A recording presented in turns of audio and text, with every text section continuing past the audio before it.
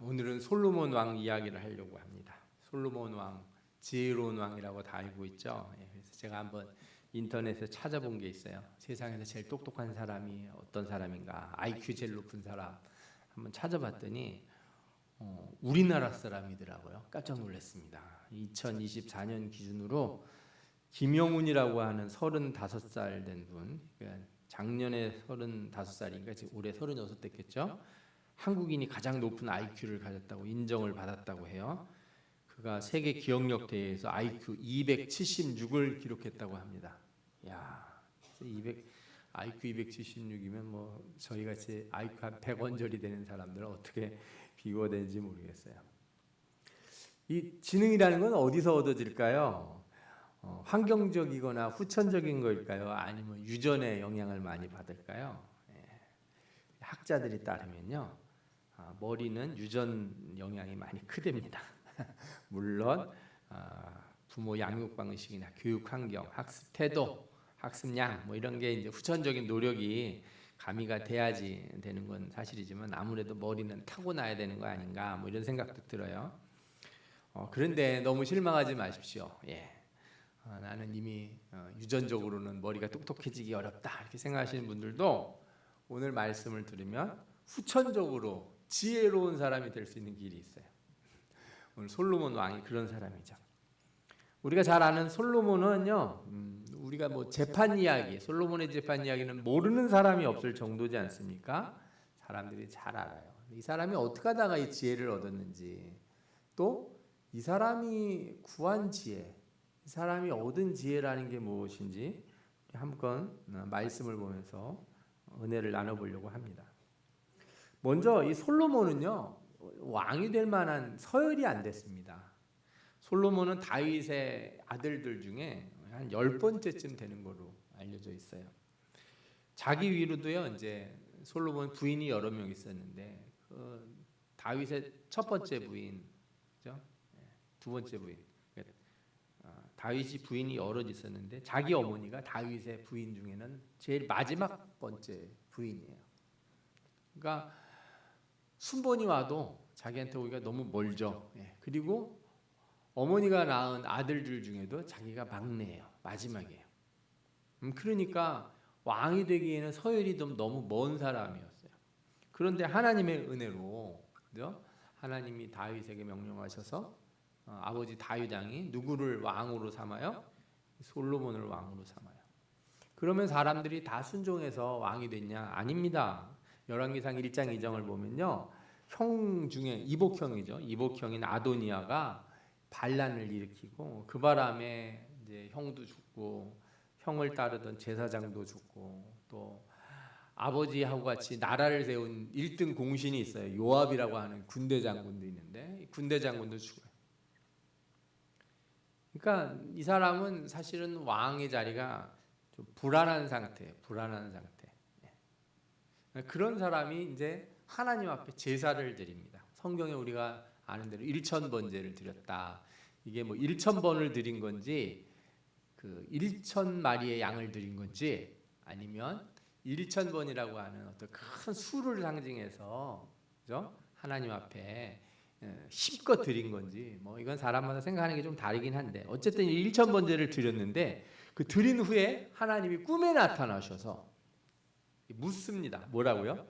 내가 너 뭐 들어줄까? 소원을 하나 말해봐라. 야, 저는 이런 꿈 좀 한번 꿔봤으면 좋겠습니다. 여러분들은 꿈에 하나님이 나타나셔서 소원을 하나 말해봐라. 뭘 얘기를 하시겠습니까? 로또 이런 건 생각하지도 마십시오. 왜? 로또 얼마 안 됩니다. 그거 맞아봐야 요즘 저 서울에 있는 아파트도 한 채 못 사요. 옛날에는 로또 맞으면 꽤 큰 줄 알았는데 집 한 채도 못 사는 돈이더라고요. 여러분들 뭘 원하시겠어요? 우리는 솔로몬이 이때 지혜를 구해서 하나님이 지혜를 주셨다 이렇게 알고 있어요. 그런데 여러분 성경을 잘 읽어보면 솔로몬은 자기 입에서 지혜라는 말을 한마디도 꺼내지 않았습니다. 3장 9절을 같이 볼까요? 3장 9절을 같이 보면 뭐라고 나와요? 누가 주의 이 많은 백성을 재판할 수 있사오리까? 듣는 마음을 종에게 주사 주의 백성을 재판하여 선악을 분별하게 하옵소서. 말씀을 보니까 지혜라는 말은 없죠. 뭘 달라고 그랬어요? 듣는 마음을 달라 그랬어요. 근데 우리는 왜 지혜를 구했다고 생각을 하고 있을까요? 이거는 우리가 지금 읽은 성경 말고 옛날 개역 한글판 보면은 좀 다르게 돼 있어요. 뭐라고 돼 있냐면 누가 주의 이 많은 백성을 재판할 수 있사오리까? 지혜로운 마음을 종에게 주사 주의 백성을 재판하여 선악을 분별하게 하옵소서. 지금 성경은 듣는 마음인데 옛날 성경이 지혜로운 마음이라고 돼 있어서 그래요. 그럼 지혜로운 마음하고 듣는 마음하고 다른 건가? 아니에요. 같은 내용이 있어요. 원래 이 지혜로운 마음, 듣는 마음으로 번역된 단어가 샤마라고 하는 건데 이 단어의 원뜻이 듣다예요. 듣다. 근데 이게 귀로만 들으라는 얘기가 아니에요. 이게 이해하라 이런 뜻이 있어요. 이해한다. 이해하니까 사람이 지혜로워야지 이해를 할 거 아닙니까? 근데 영어 성경에도 보면 understanding heart 이렇게 돼 있어요. 사람의 마음을 이해할 수 있게 해주십시오. 이해를 잘하는 마음. 이 마음이 뭘까? 여러분들 이게 지혜예요. 지혜를 달라고 그래서 우리 저기 많은 분들이 그 학생들이나 청년들한테 잠언서 읽으라고 하나님 앞에 지혜를 구하라고 똑똑해진다고 공부 잘하고 직장도 좋은 데 가고 돈도 많이 벌고 막 이런 지혜를 얘기를 해요. 그런데 솔로몬이 구한 지혜는 그런 지혜가 아니에요. 나 돈 많이 벌게 해주세요.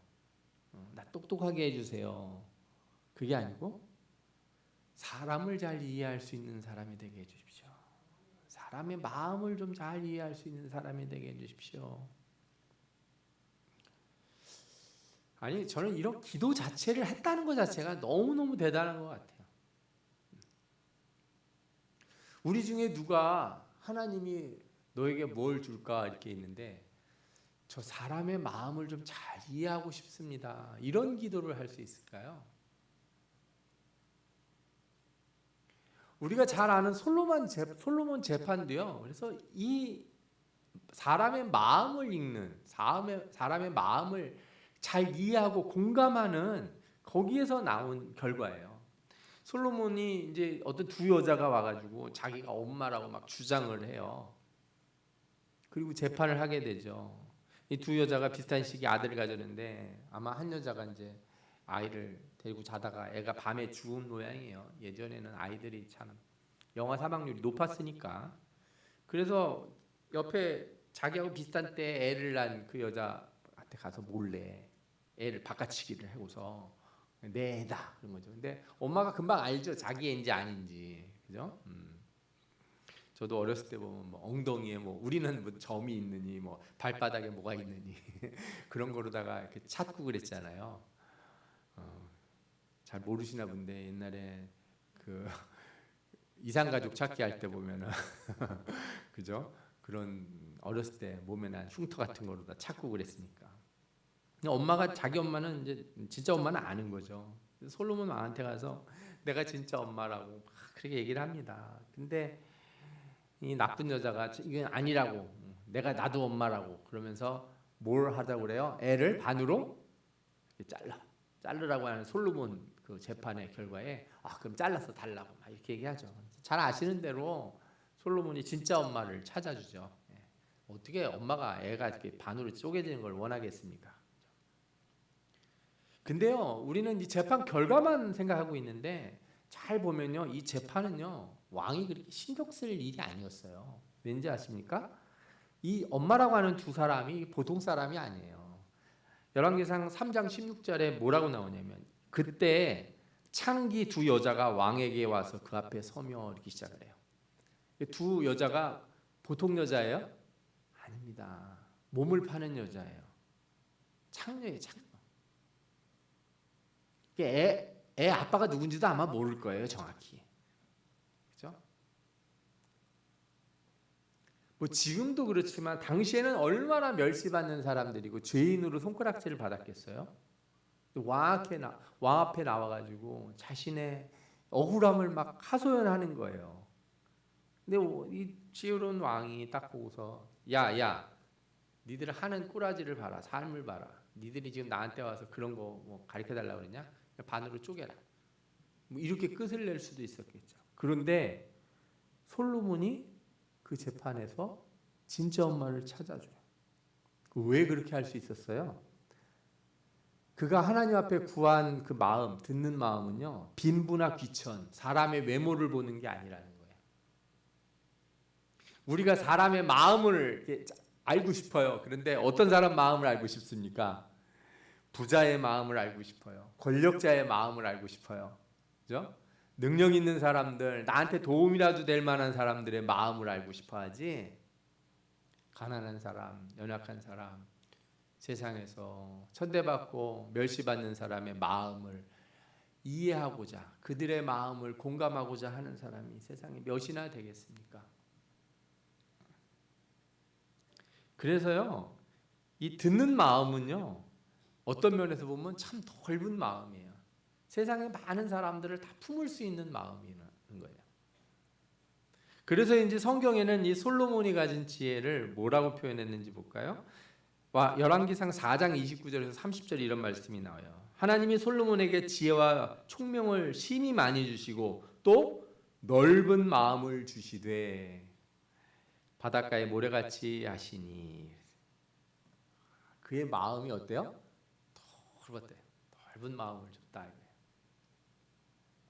듣는 마음, 넓은 마음, 바로 이게 솔로몬이 구한 지혜이고 하나님이 주시는 지혜라고 할 것입니다. 여러분,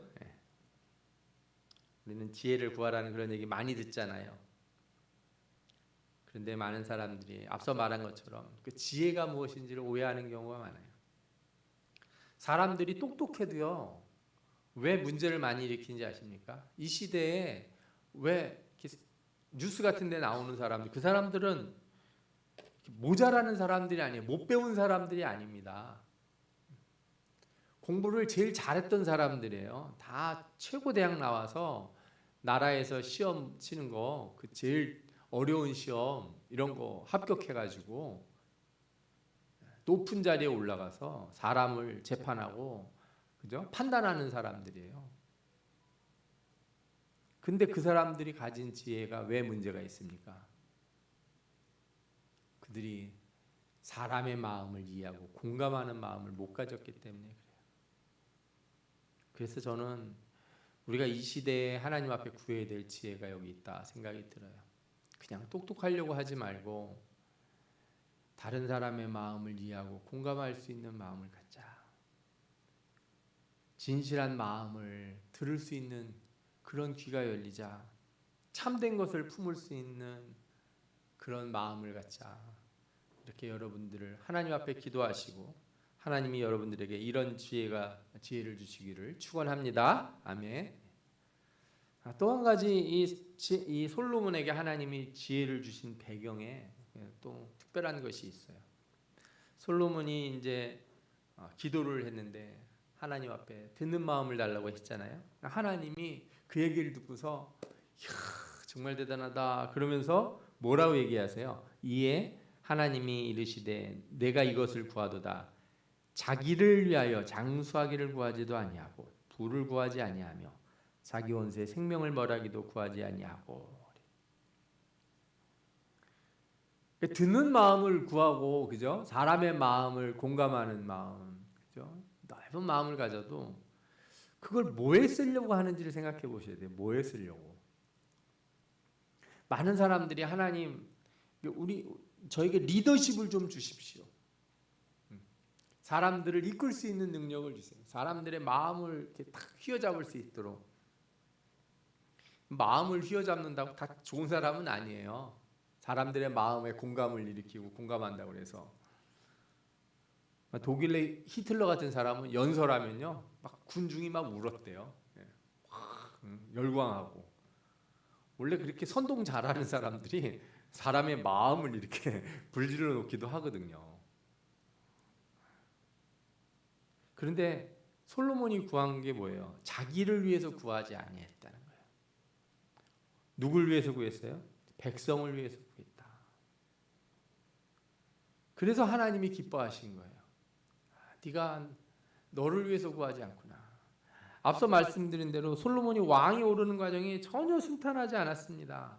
배다른 형인 아도니아가 반역을 해서 사람들 모아 역모를 꾀했죠. 그 제사장 아비아달이라고 한 사람은 어떤 사람인지 아십니까? 이 아도니아 편을 들었던 사람은 이 다윗이 처음에 사울에게 막 쫓겼을 때 노시라고 하는 동네에 갔어요.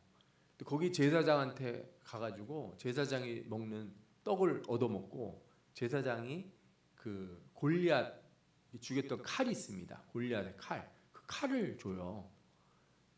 그래서 그거 먹고 칼도 얻어가지고 도망을 치는데 나중에 사울이 와서 그 노새에 있는 제사장들을 싹 다 죽여버립니다.